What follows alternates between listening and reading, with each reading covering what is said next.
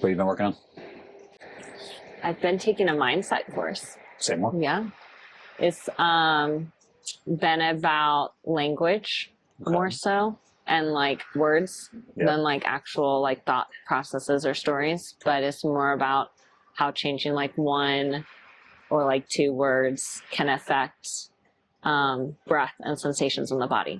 So it's been a lot about like words and breath and somatics. Interesting. So that's what I'm excited about. Did they mention anything about like, I forgot the phrases, it's called, I think it's called on time speech. So like English is not on time. So it's actually very disruptive to your brain because it can't measure the gaps in when you talk, and talking being exhaling, it can't match your breath with your speech. No, so it's a more stressful experience. Like English specifically compared to different languages? Yeah, Spanish is a in-time language. So it's much more, that's why it's more flowy, the language of love, because it's all matching up in your brain. Interesting. Yeah. No. What else did you learn? What have you? We have been, I'm still in like the very early days of it, but we've been talking a lot about soft talk.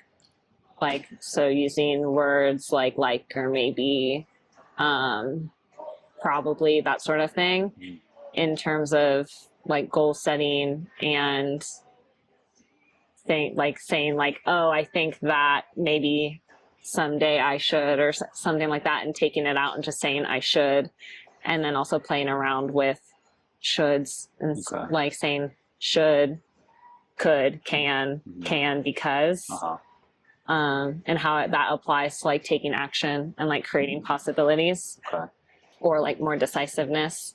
And then a lot about projections and things that are like outside of our control. So instead of like, I'm trying to think of a example, but of like, oh, she shouldn't be driving like that, or she needs to drive better, or something like that, as a projection on somebody else, and changing the words to either I can drive better, or she drives like that, or something like that, and more so like breaking down stories and thoughts and like habitual thought processes and breaking it down into like writing it down so that you can clearly see it, and then getting it on paper, pausing the story, and then saying like, oh, what happens if we change one word or we swap this out, and how does that, and after each change, kind of saying it out loud, pausing with a breath, and then saying like, oh, how does that feel in the body? Where do I feel it? And like at what intensity? And like noticing how even just like one word changes the intensity of the sentence. So you keep track of it too, so you can kind of measure it as you go. Like if something really hits you, and then like 8 weeks later, it doesn't hit you as much if you keep track. Yeah. Very cool. And like adding the breath in with it. Very so cool. if it's like a story, it's like breaking it up on the sentence level and like taking like an intentional breath between every sentence. Very cool. Yeah. So it sounds like they're trying to keep you more present and also like first person. So you're not like creating stories in your head, bringing you into your mind and less in your body. Yeah. It was, I think the goal is to like neutralize it and create possibilities. Very versus, cool. That's awesome. Yeah. Love that. Yeah. Okay. What have you been working on? Well, I'm more curious about that. I'm working on myofunctional therapy. I'm only a couple weeks in, but it's a lot about like, most of it's been intake so far, but they are highlighting how like the lips, the tongue, and the jaw, when you have some dysregulation, dysfunction, some stress, those components are too locked together. So like one thing I've been doing with a lot of my patients, if you want to try it, is I have them open their jaw. And then when they stick their tongue out, I ask them to relax the jaw or notice, is it trying to close or help the tongue? Yeah. So then once they play with that a couple times, I try to reorient the tongue to the palate so it's got that resting position. And then I have them breathe because the tongue connects to the diaphragm. Then I'll take PRI, where they're tucking or repositioning hips or whatever, making sure that tongue's on the palate. If they struggle with the hips or they struggle with their body, we go back up to the tongue. But like I said, I'm only a couple weeks in, so I'm playing with the few things they've given me. Interesting. The goal is to work more with dentists, to work with kids that are like 3 to 6, to make sure that they're developing properly. So like we check if they have a tongue tie, we check if their palate's vaulted, and then those other pathologies. So we work collaboratively with like an ENT if they need to, a dentist if they need an appliance, but they're doing myotherapy the whole time. So them working with a dentist that's in PRI, the intent is for us to take this myo course to then go teach at this one company, the dentist and the myo is about the body. So when they do myo work, they also know what to look for in the body. So that way the treatment's a lot more sustained. Okay. Yeah. I actually did an eval last night. She had a tongue tie release a year ago. And when I was evaluating her mouth, her oral cavity, nothing was, she didn't have control over any of it. It was all locked together, even after doing myo for like almost a year. After the tongue tie? After the release and doing myofunctional therapy. Because she needed to add the body into it? Or there's a big missing piece to it. Yeah. So her vision could be too converged or diverged. So there's a big sensory component that was not tied in. So. Interesting. Yeah. So, and she's in healthcare too. So I'm excited to like tease all that out with her experience and with her education too. So with the tongue tie releases, because I've heard of them like doing it and then doing some or not all the therapies and then it not taking. Yeah. Does that then like reverse itself where it's like the tongue tie gone, but then there's just other pieces that need to be figured out? My understanding, because like I don't know enough to say, are you born with a tongue tie? Does it develop as you age as a child? I know more so it's you're born with it. So hypothesis wise, not from the course or any kind of research, is that tongue tie developed because that baby was not breathing well enough to have negative pressure in the head, the rib cage, and the pelvis. The way that happens is when the tongue is on the palate. Because when you inhale, the palate should drop down so that cranium opens with pressure when you inhale. And that's going to force pressure from the inhale into the rib cage and the pelvis, especially if they're connected. So let's say, as an example, the mom is unstable. She's in a pattern, right? Or that womb is so heavy, she's like this, in that extension pattern. So her tongue is down. She's not breathing well. So the pressure in the womb is also skewed. So it could be the individual baby just not connected well enough, and or the mother's not supporting the baby well enough for the baby to structurally support itself. So if they snip it and they release it, whatever work they do, if there's not enough sensory information, they're going to keep going to that pattern that they're in. So it's the same thing as patterns in the body. So they're no longer like physically restricted, but they're still in the tongue tie pattern. Yes. Okay. Yeah.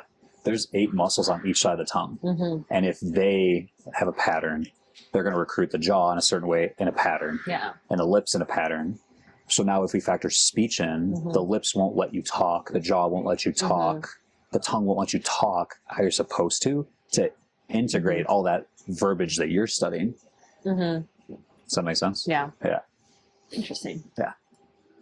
So then how do you take all that and simplify it so it's like, I can hold, you know? Yeah. Because I'm trying to think too, just like, I know that vision affects like the body, but I'm thinking, so then therefore it would affect, I would assume, the jaw and the mouth as well. But how do you distinguish that, I guess? Two things. So 2 things I'm working on is more conceptual hypothesis of like, if you have head stuff, right? Maybe it's tongue tie, maybe it's a palate that's so vaulted. But more specifically trauma, like concussions, TBIs, things like that, or even psychological trauma. I'm starting to lean more toward we should start top down. So I have 2 TBIs and I had like 5 or 6 concussions. I have a little bit of a tongue tie, but I think that with even all that pathology, I was a rollerblader jumping around, a gymnast jumping around, a Olympic lifter jumping around, aware of my body, trying to connect it this whole time too. So whatever the TBIs, the concussions, the tongue tie, etc., have caused me to hold and pattern, I've had enough novelty and sense of training to not let them limit me. But is this structurally in the right position to have normal, natural, anatomical positional function? No. So I'm always kind of pulling myself back into my body because there's still some kind of dysregulation, kind of top down. Head injuries, tongue tie, speech problems, deviated septum. Okay. So I need a pelvis. I need a rib cage, right? Yes, I need a ground and sense. But if my bite doesn't fit together, my eyes aren't supported, So we have to look at all these individual components that are the most sensory rich to reposition even the cranium. So that sphenoid inside has the freedom to turn with your spine, which is also connected to your jaw, which drives your spine. Okay. Sometimes I don't realize how like I'm just putting it all together so fast. Is there, so I think I'm more hung up on the concussions and the brain injuries. Sure. And is there something that you do for that, or is it like, oh, we've had those and so we know stuff is kind of like trying to figure out what's not processing properly because of that? I don't know enough to say like, if you had a concussion here, it's going to affect this. If you had a concussion here, it's going to affect this. What I could look at is, again, as a hypothesis, we know from PRI you're in a specific pattern. So I can test that. The typical pattern is your sphenoid is up and right. Okay. So you're going to lose that jaw. Right. So now I'm going, especially if I'm in my right hip, I got to counterbalance with my head as well. So I know I hit my head back here. I don't know exactly what that did neurologically, structurally, psychologically, but I could hypothesis that it put me in sympathetic overdrive to protect me. Well, I'm in this pattern in the first place because of sympathetic overdrive. So I can rely on PRI patterns more so, also because of my education and lack of education of concussion science. But if I rely on PRI patterns and I know, okay, well, they have an open bite, they have a cross bite. So you're using the jaw to then figure out what at the head needs addressed first.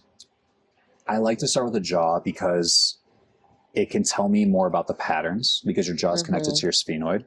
But also if your bite doesn't fit together, your eyes are not structurally supported. So can I do vision and vestibular testing too? Yes. Should I start with vision if I had concussions? Yes, but also at the same time, make sure that their bite is supporting the vision.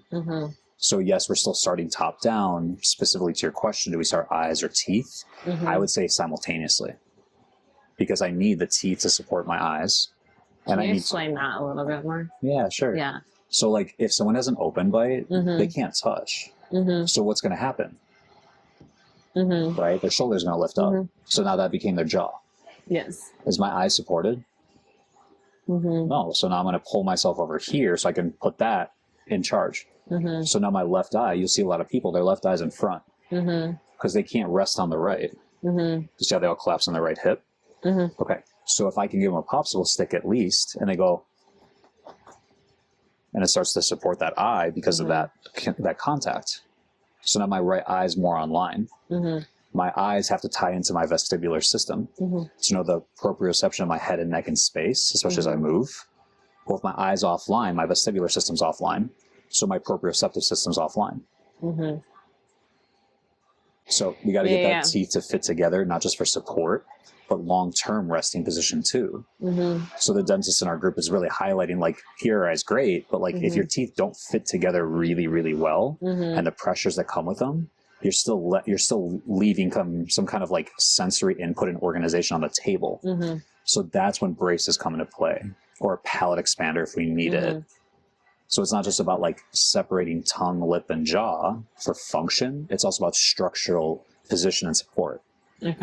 And when do you integrate that at the right time? A lot of time you should do it simultaneously.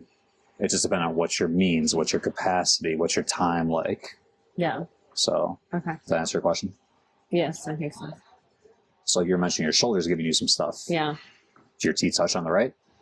Well, I don't, my jaw does not touch. I think it just hangs there. So, and you have an appliance too? I have a appliance that I usually mostly just sleep with. I don't usually lift with it. Funny enough, before I came here at some time, so I went to Dick's, and I've been wondering, like, what would it be like to, because I sprint, I jump, I do a lot of heavy squatting, deadlifting, and I do general functional, like Bulgarians, things like that.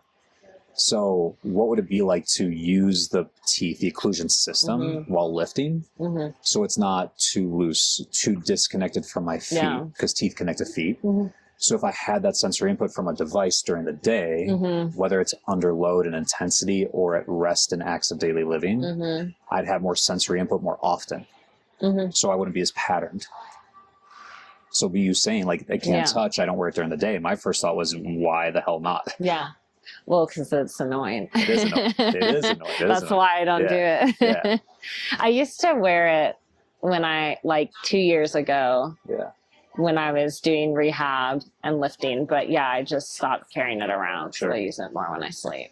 So I don't have enough from myotherapy yet to say like, oh, if we do this tongue exercise and we do this TMJ exercise and we do this visual vestibular exercise on a body in a good position and we stop and breathe, right? Would that get it so you have the ability to touch? I'm not there yet. Well, I did myofunctional therapy for like 6 months probably. With PRI? Because that's the part I think you needed, especially I did PRI. Well, it would have been after PRI. Did you use both at the same time? Probably not, because I went to Prime and then I never touched PRI again because it was a terrible experience. I know, so you can cut that part. But and that makes perfect sense, right? So it was after. I think I did, because this is like now almost 3 years ago. I think I did Prime. And then the only thing I took from that was the glasses and the appliance. Dropped the glasses very quickly. Okay. Why'd you do that? I couldn't see. What were they designed for? Were they designed for near, far? Well, so I have a lazy eye and a congenital cataract.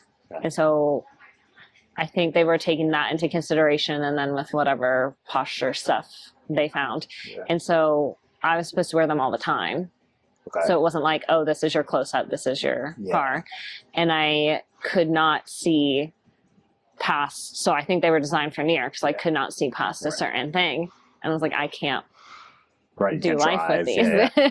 And then especially when you start to see again, you were more intrinsically motivated to like not wear them, basically, because now you could see. So you probably mentally felt better, not physically. And those are probably saying, we don't care about your vision. We care about your body. I get that. And so I stopped wearing them because I couldn't see, and I was telling them that, and their only solution was to keep wearing the glasses. So I stopped wearing them, and then kept the appliance, and then I stopped doing a lot of the exercises because they were not super helpful. And then I think that's when I did myofunctional therapy after that. I think that's the timeline.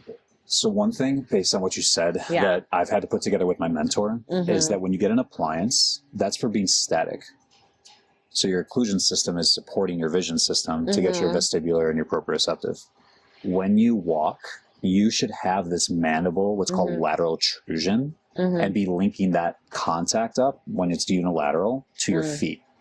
So the appliance can be worn when you walk, but I actually would rather use a dart, and you're training, this is therapy, right? So use a dart that you're holding both forward and up as you glide your jaw without that dart dropping down. That appliance is to just give you support. So again, if you wear it when you walk and do other exercises, cool. But what matters more is do you retrain your jaw? So one thing I think PRI is leaving on the table that I've been developing myself over time, you need to do vision therapy sometimes. You need hands-on manual therapy to your feet, right? If your ankle can't dorsiflex, how do you rest on the ground? Glasses and appliance don't necessarily give you that ability. You need mandibular therapy, right? TMJ exercises, so to speak, in myo. But which button do we press at the right time? So I think that's what was missing for you, is they didn't say, like, we're PRI, so like everything we do should just fix you. My mentor thinks that way a lot too sometimes. It ain't always that easy. So you need to go in sometimes and do something specific. So. Interesting. Is PRI training you to be stronger? No. That's evidence in itself. It's not enough. So. So I would say pure PRI. If somebody makes me tuck my pelvis again, I want to. I would just say start there. That's all. That's all. Dagger, esque. Cool. Well, I hope that gives you some insight. That's interesting. And if you want to play with it, see, like, pick one from myo, pick one from PRI. How do you connect them, and then take that into your flow or your exercise or your climbing or whatever? It'd be interesting. all day I've been playing with tongue position constantly. Can my tongue even get in the right position while my jaw moves without my tongue being impeded? And it's like, my back's like, oh, cool. Like, yeah, we've been missing this for 30 years. So. Interesting. Yeah. Yeah. You want to climb a little bit, talk more? Sure. Cool. So I hear a lot about how, like, whatever you say, whether it's about another person, your brain believes it's saying it about you. And whatever the connotation is and the tone that comes with it, that resonates through your body. So your body's holding these more negative energies rather than positive ones, right? Or higher frequencies, if you will, lower frequencies. But then looking at, is it true? I guess it would be writing down the projection and like asking, is it like actually, like it's writing down whatever's in question. So if you're like, oh, I don't know if this is something that I do need to mitigate, step one is like writing it down. Okay. Because there's like the thought, like they talk about like the different speeds of processing. So like thoughts are the fastest and hard to catch because and then like speech and saying it out loud slows it down, but then writing actually like parks it. Like I think he uses like the analogy of like parking the story, and then like you can actually start changing out the parts. Interesting. And then it's not necessarily like finding the most like positive framing of it, but it's finding the one that feels the most true. Okay. So it's like, is that actually, so if you actually need to change it up would be is it true? Yeah. And okay. So if it's true, does it feel true, or does that feel like the most helpful in my body? And so it's not like saying like, oh, I hate them too. Oh, I like them. Right. But the hate usually, like if you were to, like that's where we read the sentence out loud and say, how does it feel in the body? Because if something feels negative or like not good in the body, can we change the words maybe to where it's not positive, but it's more of like a neutral sensation in the body? I'm with you. And so I would say when you would need to change it is if it's like a sentence that you say out loud and it doesn't feel good. Okay. Well, it would be like staying it with like just picking one sentence. So it could be like the whole story, the whole narrative, but it would be starting just from one sentence at a time, making sure that each sentence feels like true or like neutral or the most accurate representation. Because a lot of the times like the projections aren't accurate. So you find truth before feeling. But I think truth is a feeling. I could get behind that. So yeah. Because I think it's both, but it would be like play around. Like we could write a sentence like 10 different ways. So it might actually be writing it 10 different ways, speaking each one out, and then like pausing and being like, Sure. When I say this sentence in this way, like with this word, I feel a certain type of way. And when I say the sentence in this way, and like where and at what intensity. So it might even be like the same feeling, but a lower intensity or in like a different spot. Sure. But it would be like writing out all the options until you find one that you like, that feels how you want to feel in that way, that feels accurate. Like not, because a lot of the times if it's like just like randomly like positive or doesn't feel true, then like, even though it would be like the correct sentence of like, I think I was using the example with one of my clients of like, she has a lot of like issues around worthiness and like her narrative that she was working on is like the I'm not worthy. And we can't just switch the sentence to say I am worthy because that doesn't feel true for her. And so we're trying to find what feels true, but isn't negative, because the I'm not worthy, maybe that does feel true to her right now, but that's not like, that's also not constructive. So it's something we want to change. And so we've worked on changing it to I sometimes feel worthy, especially when and then list all the times that she does feel worthy, because there are times where she does feel worthy. Cool. And that would probably be like, that's a great example. That's a great example. Yeah. And it's interesting because like all I know, count to 10, stop and breathe. Yeah. Right. And then you get PRI stuff. Where's the ground? You could do all that other stuff. But I'm much more appreciative of integrating the parts of the brain. Yeah. Because that's going to give the body. That's so cool. Yeah. And usually you can tell, like from like the body standpoint, like if a sentence hits, because you can, the way that they read the sentence changes. and the breath changes. And so that's what you look at is like, if a sentence makes your breath like high and tight, that's probably not, like we want to change that sentence. Is it fair to say in an oversimplified way that like the, I don't want to say the goal, but the effect you're feeling is that you're getting more parasympathetic? Yeah, it would be like releasing the breath. Cool. So yes. Super cool. Yeah. See, it's not just PRI. No, it's not. Don't give up on PRI. You just got to know what to do with it. And when I That's saw fair. I saw you, I had an idea, but maybe the tongue was a missing piece. Maybe you needed less support. So then you go off to the races with everything else.